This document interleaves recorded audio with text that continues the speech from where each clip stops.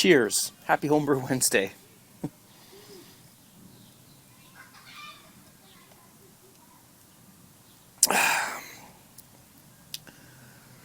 Ooh.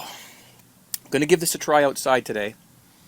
Yes, there's bound to be dog barking. There's bound to be kids screaming and doing stupid things. There's probably even going to be an ice cream truck drive by at some point, playing that annoying tune that plays over and over again. But you know what? I've done this many times, and I've packed it in and gone inside the house. I'm not going to do it this time. Okay, so let's give this a whirl, see what we've got. So, and I'm going to use my iPhone to record the audio. I hope that works. There's the ice cream truck. I told you.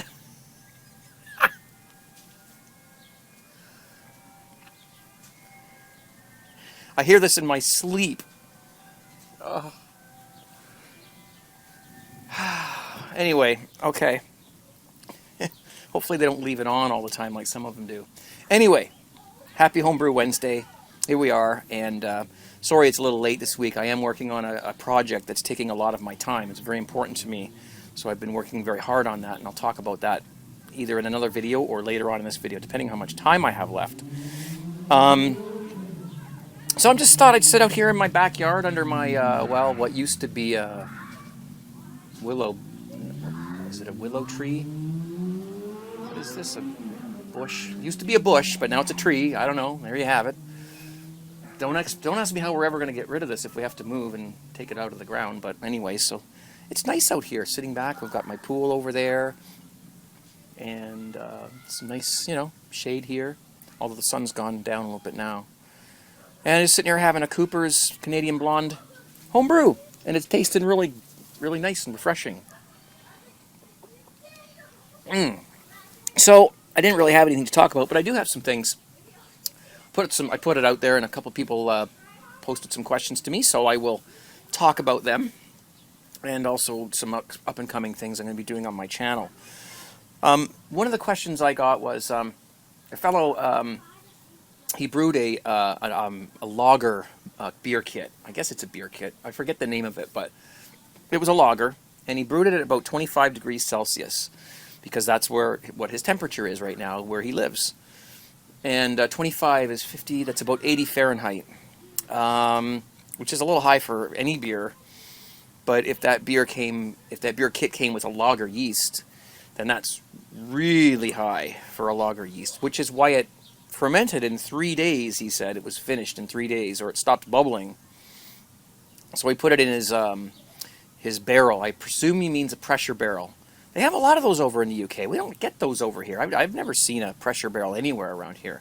I don't really know much about them. I know how they work, but I've never ever used one or seen one in person or tried one. So I can't really give out much information about them. But he said he put it in his pressure barrel. It's very cloudy, and he's a little worried about it. Well, don't worry. After only 3 days, it's going to be cloudy. It might not even be quite finished fermenting yet. The reason why it fermented in 3 days is because you probably had a lager yeast there, and lager yeasts are supposed to ferment at like 60 degrees Fahrenheit or lower. And so because you fermented at such a high temperature, it went real quick. Not sure how it's going to taste. That one's on you. You're going to have to wait and see. Give it about a week in your pressure barrel, and then pressurize it and see what happens. That's what I would do. I had the same experience. I bought a lager. It was a Cooper's European lager, and I forgot that it was supposed to be brewed at a low temperature, and I accidentally brewed it at like just normal 72 degrees Fahrenheit, and it finished in like 2 or 3 days. And there's the ice cream truck. Luckily, they didn't play the music. And I thought, why did this go so fast?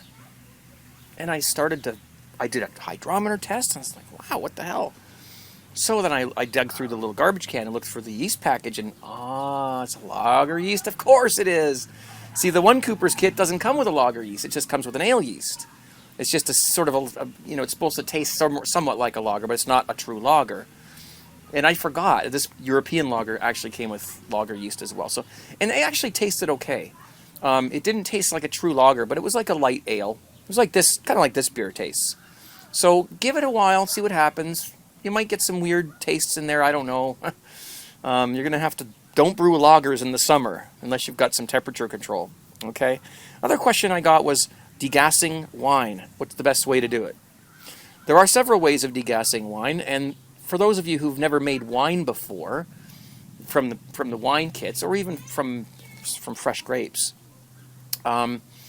somewhere in the brewing process, after everything's said and done, you have to take and force any remaining CO2 out of the wine. Otherwise, you'll get like a fizzy taste in the wine, and it won't clear properly. So you've got to get all that CO2 gas out of the wine. Picture yourself with a glass of pop, stirring it and getting all the carbonation out of it. Same thing, okay? Not that wine is that carbonated when it's finished fermenting, but there is some CO2 trapped in there. It does have that sort of caustic-y, burny taste to it when you drink it. You don't want that. So there are several ways of degassing it. Some people get like a pump and they sort of pump all the air out of the carboy, and that sucks all the CO2 out of the wine. I think you can get those somewhere, or there's some contraptions on YouTube that I've seen people use. There's a number of different stirring apparatuses that you can get. One of them has it's one stick and it's got 3 little tines sticking out, something like a teepee. You put it on your drill and it whizzes around in there and gets all the gas out quite effectively. I priced one today, actually, strangely enough. I'm surprised you asked the question. I was actually looking at this one today. It was $30, and the guy at the homebrew supply shop said, "Nah, you don't need that at home. This is what we use because we're constantly doing this all day long, but for you, just stirring it once in a while, all you really need is one of these." And this is what I've been using. It fits on your drill. This is a couple years old now, so this is probably wearing out a bit where this fits on. But there's the kids, the noise. Not my kids. It's like, I don't know. They're kids, I guess. There you have it. No further explanation necessary. And you just put this on your drill. What I do is I put my carboy on the floor. Okay? Otherwise, you're going to be holding stuff up. You're going to be holding a drill. You need a drill, electric drill. You're going to be holding it up like this. You don't want to do that. Put it on the floor. Put this in. Put it on the end on your drill.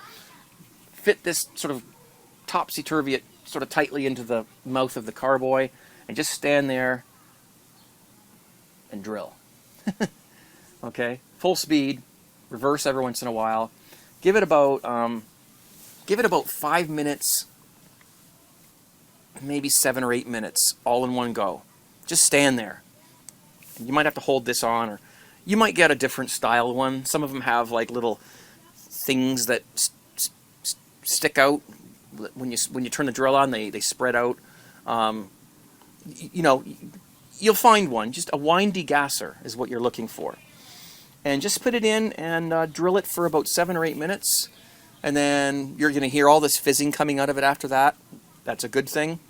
Put your airlock back on, leave it for maybe half an hour, and then come back and do it again. Okay. You really want to do that until you don't hear a lot of fizzing coming out of the wine after you're finished doing it, because that's CO2 coming out. Couple times at no more than 10 minutes each should do it. Excuse me. No less than 5 minutes each, but I think I'd like to see you go up towards more 10 minutes each. Try for 2 tries. Okay, then you're good to go with your finalizers, your isinglass, or whatever it is you're using to clear it. If you find that your wine still has a little bit of a carbonated taste to it, then do it longer next time. Okay? But I mean, once you bottle your wine and then once you decant it, it's going to lose any residual carbonation it might have anyways. But you definitely need to degas it. Very, very, very important when you're making wine from the wine kits. And it wouldn't even hurt you and don't worry about people say, well, what am I, I'm oxygenating my wine because I'm sloshing it around in there. No, because first of all, there's so much CO2 still inside the carboy that there's really not a lot of oxygen in there, and that's why you added the potassium metabisulfite, because that helps to prevent oxidation in the wine as well, and that's one of the reasons why you add that to it. So don't worry about the fact that your wine is being, totally thrown around inside there, it will not hurt it. Wine is one of the most robust things. I'm telling you, if you've made beer, wine making you can do with both hands tied behind your back practically. It's really easy, and the wine is very, very robust. It takes a lot to hurt it. Let's put it that way. So that's how you do that. Let me take a little break here and make sure I'm still recording. Yes, looks like I am. I recorded something recently which was an hour long, and I only got 10 seconds of it because I guess I goofed somehow. Cheers! Oh my god, that's good. It's nice and cold. Refreshing. Somebody asked me a little while ago if I would mind rating the different beer kits that I've done. And I'm just not sure that's something that I would want to do. I've only brewed the Coopers, the Brew Canada, and the Black Rock kits. Out of the three, I preferred the Coopers. Not that the other two were bad, and I don't know for sure, but I'm wondering if Coopers actually makes the Brew Canada kits because they come with Coopers yeast. So I don't know that for sure, but out of the three, I just preferred the Coopers. As far as the different Coopers denominations like lager, Pilsner, stout, whatever, IPA, whatever, all the other different kinds they've got. I've gone through a lot of them, really. I mean, I never really ran across one that I didn't like as far as the quality of the kit. I don't like stouts as much as I like IPAs, so I hardly ever brew the stouts. But that's not to say the stouts are bad. I just don't prefer them myself for sitting around drinking some beers. They're too dark for me. The porter was nice, but any darker than that, it's just too heavy. I do like the English bitter, the Cooper's English bitter a lot. I do like the Cooper's IPA a lot when it comes to beer kits. Those are probably my two favorites. But right now I'm drinking a Canadian Blonde, which I'm really enjoying. The Mexican Cerveza is really nice. I've heard many, many good things about that particular one. People who have brewed it, they say that it's turned out very nice. But to put a rating on each one, I don't think so. I think one of the fun parts about getting started home brewing, if you're just doing the kits at first, go around and try them all. Just, buy two at a time and just brew like two different ones and find the ones you like. Because you might have a different opinion than I do, right? You might like the stout more than the lighter colored beers, So it's personal opinion. But I'm telling you right now, sitting out here under this little tree with my beer is not bad at all. It's very relaxing. Bring my iPad out here and do some YouTube watching. That's what I'm going to do. I've heard people talk a lot too about, and we're not going to get into the debate, the forbidden debate that we've got into many times. But people who do all grain say, wow, it's so much cheaper to do all grain than it is to buy all these kits and, all the stuff you need to put with them and that. That's not always true. It depends on where you live, really. I know in some places down in the U.S., they've got these absolutely incredible homebrew supply stores with just, everything you could think of. It's like the Walmart of homebrew supplies, Well, maybe not Walmart, but bad example. But you know what I mean. It's like this big supermarket with all home brewing supplies. Every grain you can imagine, every hop, every yeast, just, coming out of the woodwork everywhere. And, when you've got somebody buying stuff in bulk like that to stock up their shelves, yeah, man, it's going to be cheap. It's going to be not be expensive to buy those ingredients. But, where I live, we have sort of smaller stores. I mean, I like the stores I've got at my disposal. There's 3 in the city here. And, they have good stuff. But I don't think they're buying it as much in bulk because for some weird reason, home brewing is not as big up here in Canada as it is in the United States. I don't know why. Because our beer is like 3 times the price of beer down in the States. Seriously, I mean, our beer is expensive. Home brewing should be big up here. But there's no demand for these big... I'm sure they're around, but there's none near me. I'm sure there's some of them, but there's really not a big demand for, all these having all these grains and hops everywhere. So, we pay more for it because, first of all, some of it gets shipped up from somewhere or in from somewhere.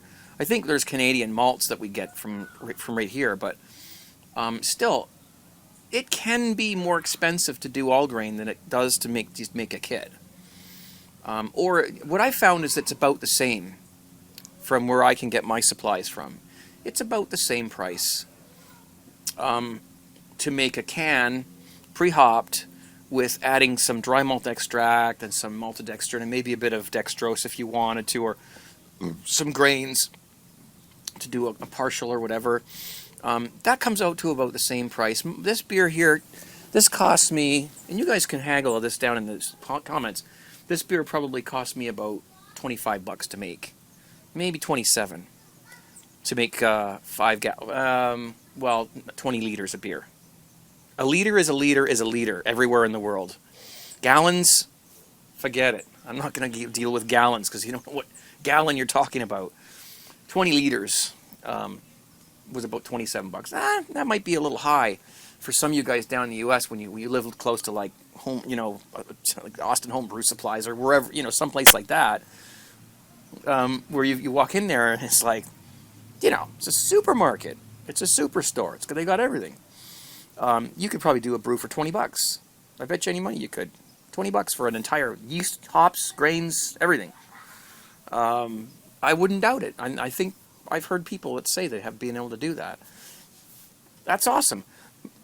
Aside from the fact that it takes a longer time to make the beer, which depends on whether you think your time is money. I don't particularly think my time is worth a lot of money unless I'm losing money when I'm not working, which, we can't work all the time. So if you've got spare time, you're not really losing anything when you spend that time making beer. So, time isn't always money. But still, effort, and, some of those flavors that come out of that all grain beer are just incredible. Beautiful stuff. This is good, though. I'm really enjoying this. This is very refreshing. Nice little cap on it. Here we've got somebody's being tortured again over there. But, nice lacing there. Very refreshing and thirst quenching on this one.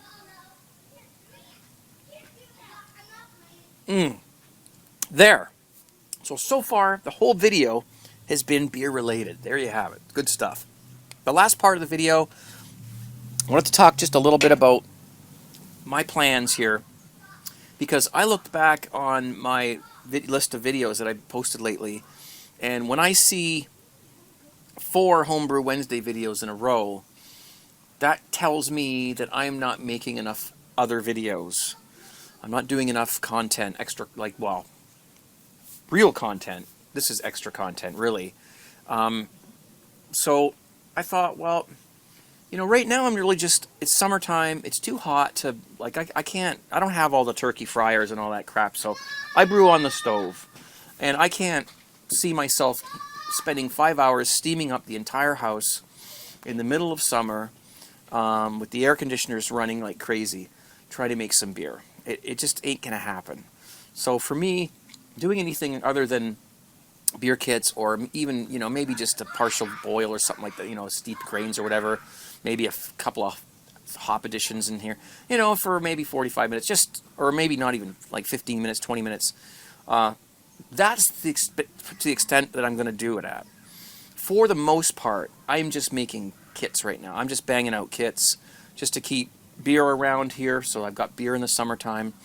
They're easy, they're fast. I've got other things going on. Time is kind of limited. YouTube takes up a lot of my time. Fridays are out. Saturdays are out. So, yeah, kits. So what else can I do on YouTube? Well, the only thing I can really think of is, Craig's Kitchen. There's no shortage of recipes out there that I can try and bring to you guys. Now, Craig's Kitchen videos take a long time to make. We're talking 3 hours in the kitchen from setup to teardown. And that's why I don't do them very often, because they're very time consuming.